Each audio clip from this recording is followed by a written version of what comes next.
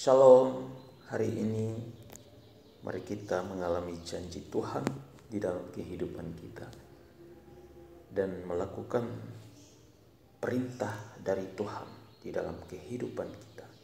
2 Tawarik pasal 23 ayat 1 sampai 21. Tetapi dalam tahun ke-7 Yoyada memberanikan diri dan ia mengadakan persepakatan dengan para kepala pasukan 100, yakni Azaria bin Yeroham, Ismail bin Yohanan, Azaria bin Obed, Maseya bin Adaya, dan Elisafat bin Sikri. Mereka mengelilingi Yehuda dan mengumpulkan orang-orang Lewi dari semua kota di Yehuda serta kepala-kepala puak orang Israel, dan mereka semua datang ke Yerusalem. Lalu seluruh jemaah itu mengikat perjanjian dengan raja di rumah Allah. Kata Yoyada kepada mereka, "Lihatlah anak raja, biarlah ia memerintah seperti yang telah difirmankan Tuhan tentang anak-anak Daud. Inilah yang harus kamu lakukan, sepertiga dari kamu, yakni yang selesai bertugas pada hari Sabat. Baik imam maupun orang Lewi haruslah menjadi penunggu pintu. Sepertiga lagi haruslah berada di istana raja, dan sepertiga pula di pintu gerbang dasar. Sedang seluruh rakyat haruslah berada di pelataran rumah Tuhan. Siapapun tidak boleh memasuki rumah Tuhan selain daripada para imam dan orang-orang Lewi yang bertugas. Mereka boleh masuk karena mereka kudus, tetapi seluruh rakyat haruslah mentaati peraturan Tuhan. Pada itu orang-orang Lewi haruslah mengelilingi raja dari segala penjuru, masing-masing dengan senjatanya di tangannya. Dan siapa yang memasuki rumah itu haruslah dibunuh. Dan baiklah kamu menyertai raja setiap kali ia keluar atau masuk." Orang-orang Lewi dan seluruh Yehuda melakukan tepat seperti yang diperintahkan Imam Yoyada. Masing-masing mengambil orang-orangnya yang selesai bertugas pada hari Sabat, bersama-sama dengan orang-orang yang masuk bertugas pada hari itu, karena Imam Yoyada tidak membebaskan rombongan-rombongan itu. Lalu Imam Yoyada memberikan kepada para kepala pasukan 100 itu tombak-tombak, utar-utar dan perisai-perisai kepunyaan Raja Daud yang ada di rumah Allah.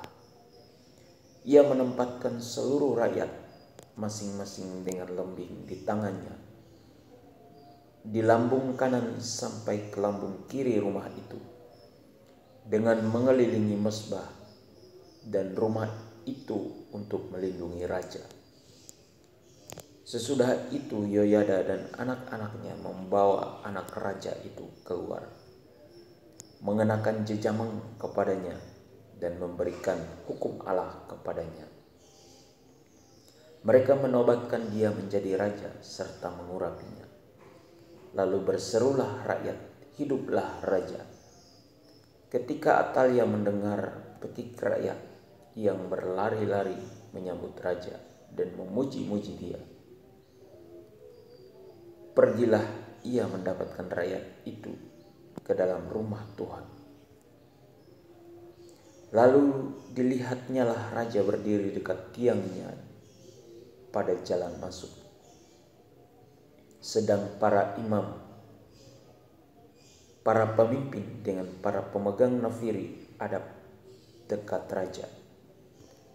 Dan seluruh rakyat negeri bersukaria sambil meniup nafiri, sedang para penyanyi dengan alat-alat musik mereka memimpin nyanyian puji-pujian. Maka Atalia mengoyakkan pakaiannya sambil berkata, "Kianat, kianat." Tetapi Imam Yoyada menyuruh keluar para kepala pasukan 100, yakni orang-orang yang mengepalai tentara. Katanya kepada mereka, bawalah dia keluar dari antara barisan. Siapa yang memihak kepadanya harus dibunuh dengan pedang. Sebab imam itu telah berkata tadinya, jangan kamu membunuhnya di rumah Tuhan. Lalu mereka menangkap perempuan itu. Pada waktu ia sampai ke jalan masuk istana raja, pada pintu gerbang kuda, dibunuhlah ia di situ. Kemudian Yehoyada mengikat perjanjian antara dia dengan segenap rakyat dan raja, bahwa mereka menjadi umat Tuhan. Sesudah itu masuklah seluruh rakyat ke rumah Baal, lalu merobohkannya. Mereka memecahkan mezbah-mezbahnya dan patung-patungnya, dan membunuh Matan, imam Baal, di depan mezbah-mezbah itu.